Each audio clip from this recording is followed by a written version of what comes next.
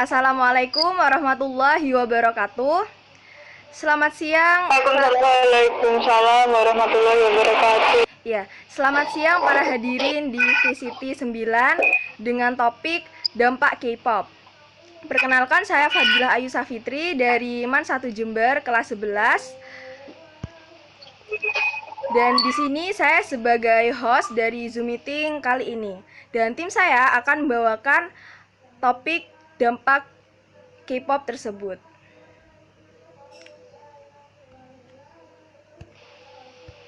Assalamualaikum warahmatullahi wabarakatuh. Nama saya Laksita Naiswari, kelas 11 dari MAN 1 Jember.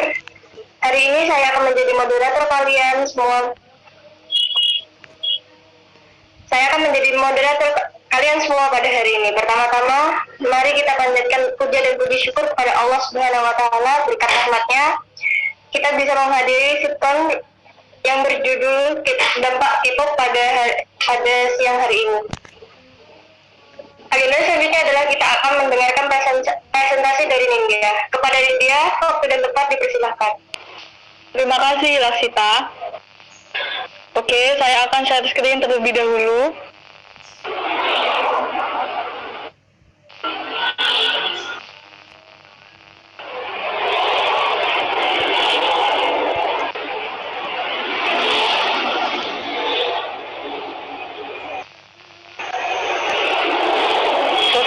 Sebelum kegiatan ini dimulai, perkenalkan, nama saya Nindya Sailaisya Dimanta, kelas 11 di MAN 1 Jember. Saya hadir sebagai presenter yang akan menjelaskan materi. Dalam presentasi kali ini, saya mengusung tema dampak K-pop. Pasti kalian semua sudah tidak asing lagi dengan kata K-pop. Saat ini, banyak sekali penggemar K-pop, dari anak-anak hingga dewasa. Namun, banyak juga yang menganggap K-pop berdampak negatif. Ada juga yang menganggap K-pop itu positif. Sangat pro kontra, bukan? Oke, saya juga berpikir begitu. Tujuan saya di sini adalah untuk menyampaikan kepada Anda semua bahwa K-pop tidak hanya berdampak negatif.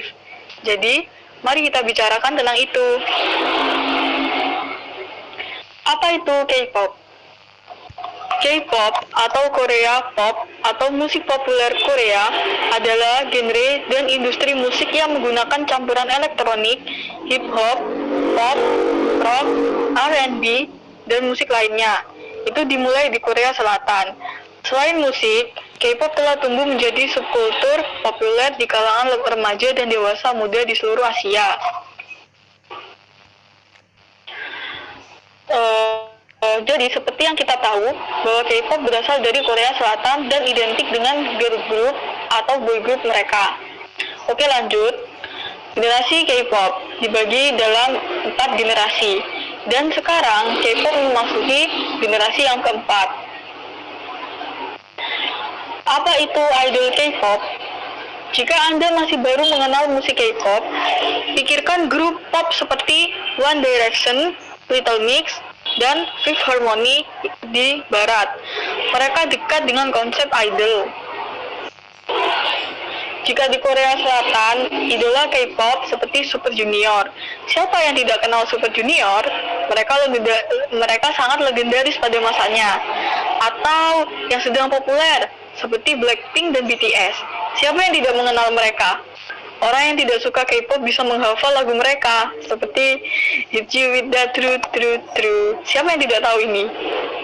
Oke, idola K-pop adalah grup dan artis yang dibentuk oleh berbagai perusahaan hiburan yang menciptakan musik populer Korea yang menarik dan menargetkan penonton yang lebih muda. Grup musik dibentuk dari sekelompok orang yang semuanya sangat berbakat, setidaknya dalam satu hal berikut, yaitu menyanyi, nge-rap, memproduksi, dan menari. Para idola ini sering memasuki perusahaan hiburan saat remaja dan kemudian berlatih keras selama bertahun-tahun di berbagai bidang seperti menyanyi, rap, menari, dan mempelajari bahasa asing juga. Kemudian, jika mereka beruntung dan cukup berbakat, di akhir masa remaja mereka akan dipilih untuk sebuah grup idola atau debut. Dari teks tersebut, kita tahu bahwa idola sebelum debut akan memiliki masa trainee. Mereka akan berlatih menyanyi, mengerap, menari, dan memproduksi lagu mereka. Mereka juga melakukan evaluasi untuk mengukur kemampuan mereka. Jika mereka merasa sudah dewasa, maka mereka siap untuk debut sebagai idola. Tidak hanya itu, mereka juga belajar bahasa asing. Jika ada trainee yang berasal dari luar Korea Selatan, mereka diwajibkan untuk bisa menguasai bahasa Korea. Oke, lanjut. K-pop tidak berguna. Salah. Manfaat menjadi K-popers. 1. Belajar sambil mendengarkan musik K-pop membuat kita semakin bersemangat. Ya, saya merasakannya. Jujur, saya kadang malas belajar. Tapi saat saya memainkan musik di waktu yang sama, belajar saya menjadi lebih bersemangat. Musik bisa menemani kamu saat mengerjakan tugas, jadi kamu merasa tidak bosan. Lalu, lirik lagu bisa memotivasi kita. Jika kita mengetahui arti dari lirik lagu tersebut, maka kita akan tahu apa artinya. Tak jarang, lirik lagu K-pop bisa memotivasi kita. Lanjut, arti lagu yang terkadang cocok dengan kehidupan kita atau sesuai. Idola muda sekarang sering menulis lagu yang terinspirasi dari keadaan saat ini. Sebagian besar arti dari lagu mereka sesuai dengan keadaan kita saat ini. Itu menunjukkan bahwa kita tidak sendirian. Lalu, membuat kita ingin belajar bahasa asing. Betul, menyukai K-pop membuat kita ingin belajar bahasa asing. Kita juga ingin berbicara seperti idola kita. Maksudnya, bisa menguasai bahasa idola kita. Itu juga bisa menambah pengetahuan dan wawasan bagi kita semua. Lalu, cerita idola yang bisa menginspirasi kita. Terkadang, idola kita membutuhkan waktu yang lama untuk bisa debut. Tentu perjuangan mereka sangat besar. Dari cerita mereka, kita bisa terinspirasi dan menjadikan mereka teladan. Lalu yang terakhir, belajar untuk bekerja sama dengan fandom dalam mencapai target. Saat idola merilis lagu atau comeback, penggemar akan berjuang untuk mengapresiasi karya mereka.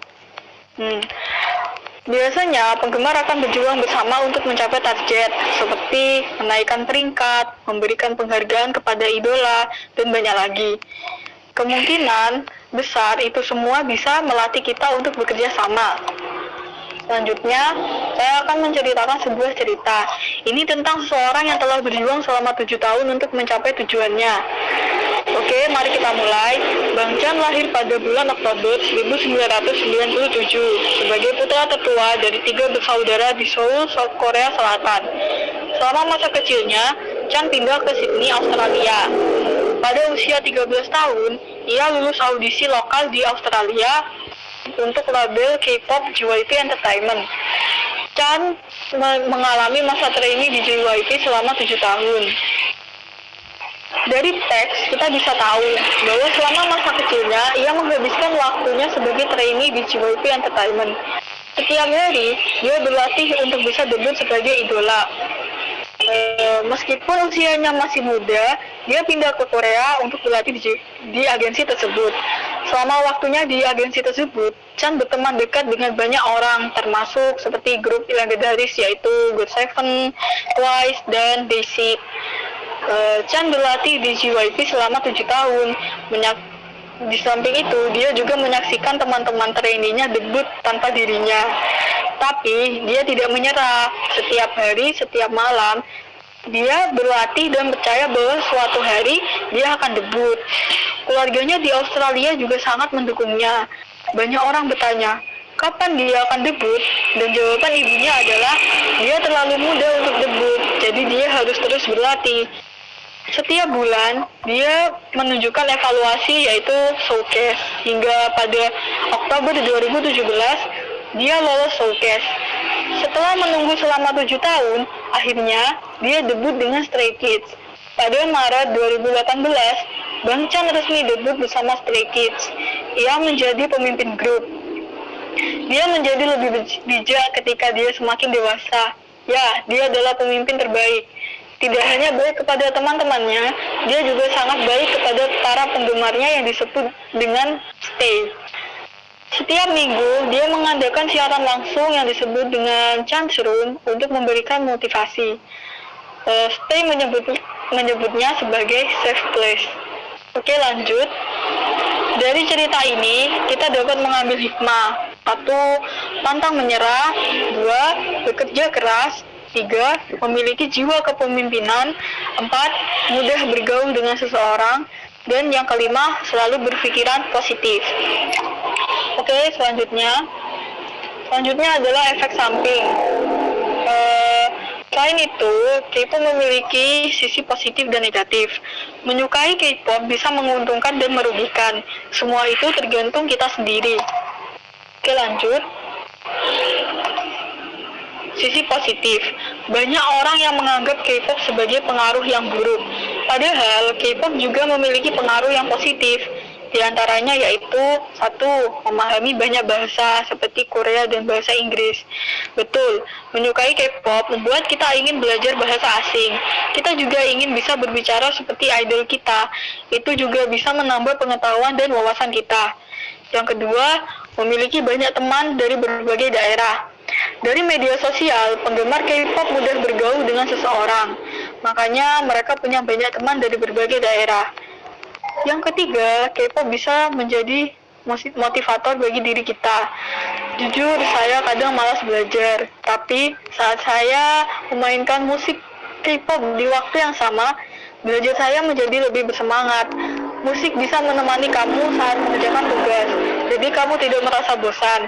Tidak hanya itu, kita bisa menjadikan idola kita sebagai motivator. Yang keempat yaitu peluang bisnis.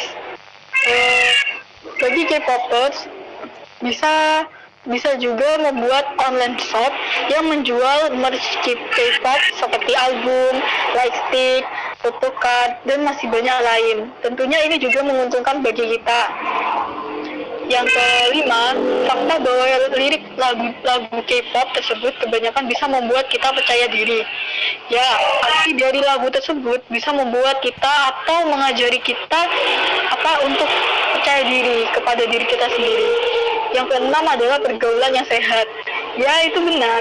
Selama kita menyukai K-pop, kita dapat terhindar dari pergaulan luar yang bebas.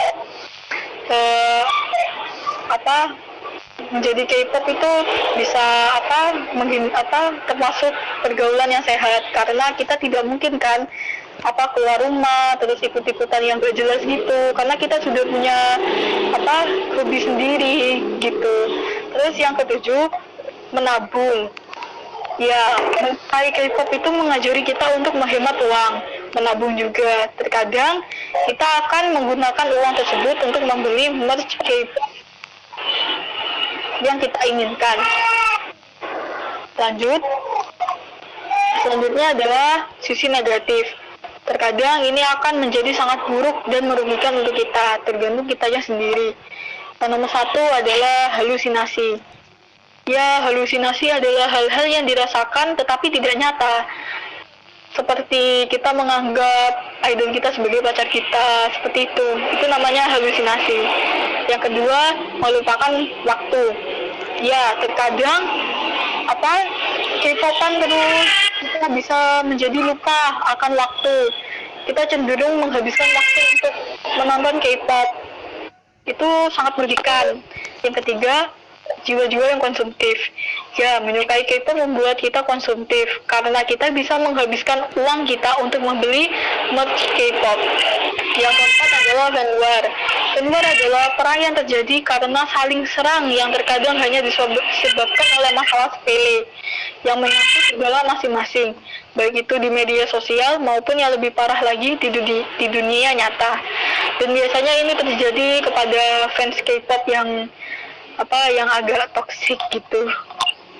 Oke, dari sini kita bisa mengambil kesimpulan, yaitu dari apa saja yang saya bahas dari sini kita bisa menyimpulkan bahwa K-pop tidak selalu berdampak negatif. Hanya saja orang-orang kurang eksplor. K-pop dapat memengaruhi penggemarnya, baik itu positif maupun negatif. Intinya, kita harus bisa mengatur diri kita sendiri. Seperti kita hanya mengambil yang positif, lalu yang negatif kita buang, tidak kita tiru. Ya, sekian dari saya. Maaf jika ada kata yang kurang berkenan atau salah kata. Saya mengucapkan banyak-banyak terima kasih. Oke, bisa dilanjutkan untuk Tata. Baik, terima kasih Ninja. Apa ada yang mau bertanya?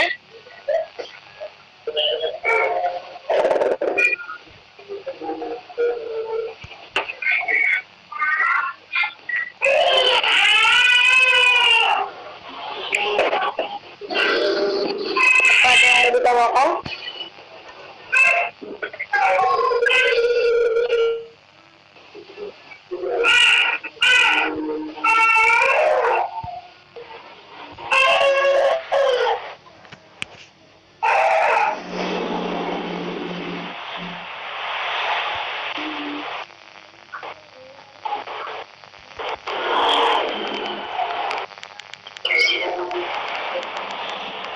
Oke, silahkan jika ada pertanyaan.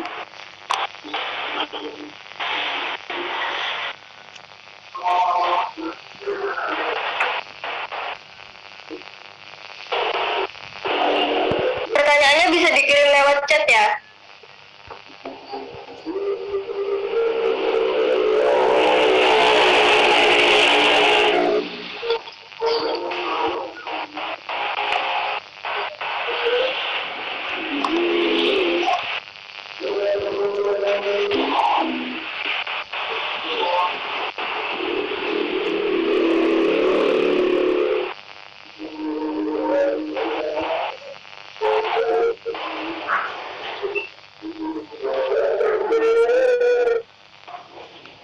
Oke, ini ada pertanyaan dari Naili Nabila.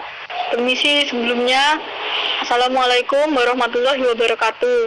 Di sini saya ingin bertanya, jika Anda seorang K-popers, apa yang Anda dapatkan setelah menjadi penggemar K-pop dalam kehidupan sehari-hari Anda? Ya, baik, saya akan menjawab pertanyaan dari Naili Nabila. Sebelumnya, mohon maaf jika ada kata yang salah kata. Saya akan menjawab pertanyaannya Naili Nabila. Oke, di sini saya adalah sebagai seorang K-popers. Di samping itu, saya juga merupakan seorang murid. Nah, yang ditanyakan apa sih yang didapetin setelah jadi penggemar K-pop? Sebenarnya menyukai K-pop itu hanya untuk bersenang-senang. Jadi kita cuman hobi aja gitu. Jadi ya kita mendapatkan kesenangan itu, dan di samping itu kita juga akan mendapatkan manfaat-manfaat seperti yang saya jelaskan pada PowerPoint tadi, yaitu manfaat-manfaat menjadi K-popers. Jadi kita nggak hanya mendapat kesenangan belaka aja, tapi juga ada manfaatnya. Begitu. Terima kasih Nabila. Mungkin ada lagi yang mau bertanya?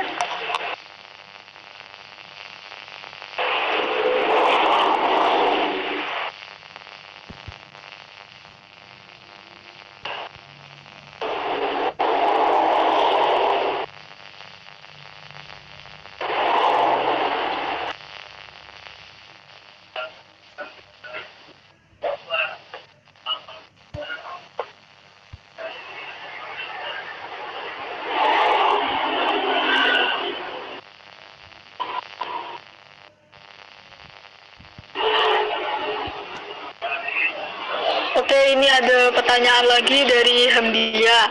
Permisi, Assalamualaikum. Gimana cara tetap fokus belajar dan dapat nilai bagus meski kita itu seorang K-popers? Oke, ini pertanyaannya sangat bagus. Jadi ini sesuai dengan kehidupan kita. Ya, jujur, di sini kita sebagai seorang murid, kita suka K-pop. Terus yang poinnya di sini adalah gimana sih biar tetap konsisten sama kehidupan real life kita, contohnya di sekolah. Oke, dari pengalaman saya akan menjawab pertanyaan dari Hamdia. Jadi begini, agar kita tetap fokus belajar dan dapat nilai bagus, itu kita harus benar-benar bisa membagi waktu kita. Di sini kita nggak boleh terus-terusan K-popan terus, jadi harus ada batasnya. Jadi harus bisa benar-benar membagi waktunya. Terus ada beberapa tips dari saya yang mungkin bisa membantu, yaitu nomor satu, kalau ada dapat tugas itu langsung dibuat list deadline tugas, atau bisa dibuat di alarm HP. Jadi kita kan sering tuh main HP, nanti alarmnya tuh pasti bunyi kurang 30 menit mengumpulkan tugas gitu, itu bisa bisa juga. Terus yang kedua, menyicil tugas individu. Biasanya tugas itu kan nggak hanya tugas individu, ada tugas kelompok. Lah itu kalau bisa kita harus mengutamakan tugas individunya. Jadi begitu mendapat tugas individu, kita harus langsung mengerjakannya. Sebentar ya.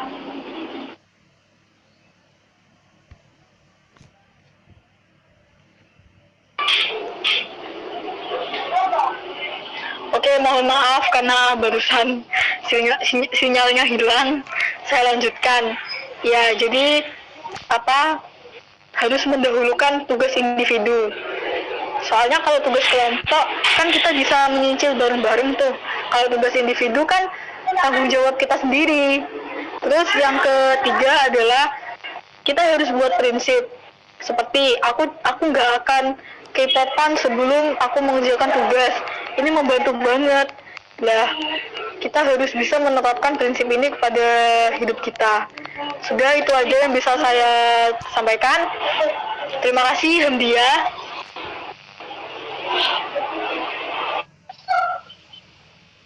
Baik, apa ada pertanyaan lagi?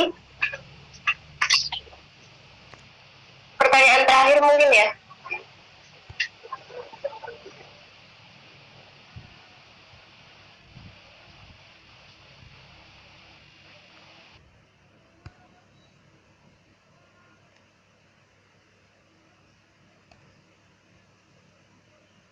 Baik, apa ada pertanyaan? Kalau tidak ada, pertanyaan bisa lewat chat ya.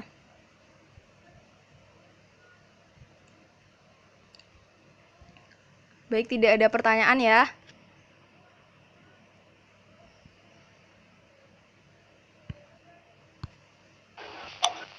Mungkin bisa ditutup aja. Oh, ini ada lagi dari Hamdiah lagi. Oke. Kenapa banyak orang yang cenderung berpikiran negatif kepada para K-popers? Oke, ini menurut sudut pandang saya sendiri ya. Sebagai K-popers, saya juga sering merasakan hal ini. Banyak orang yang menganggap K-popers itu sangat merugikan, terus kayak nggak ada manfaatnya gitu. Padahal sebenarnya kalau kita lebih explore, lebih menjelajah, itu kita bisa menemukan manfaat dari K-popers itu sendiri.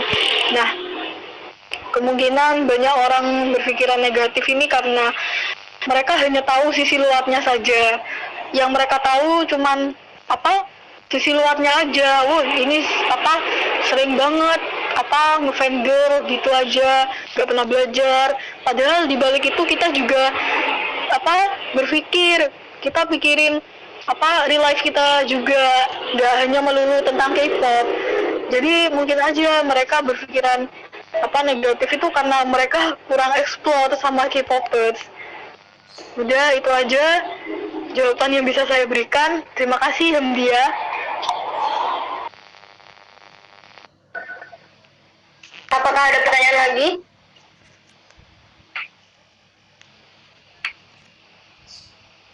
Jika tidak ada, mari kita tutup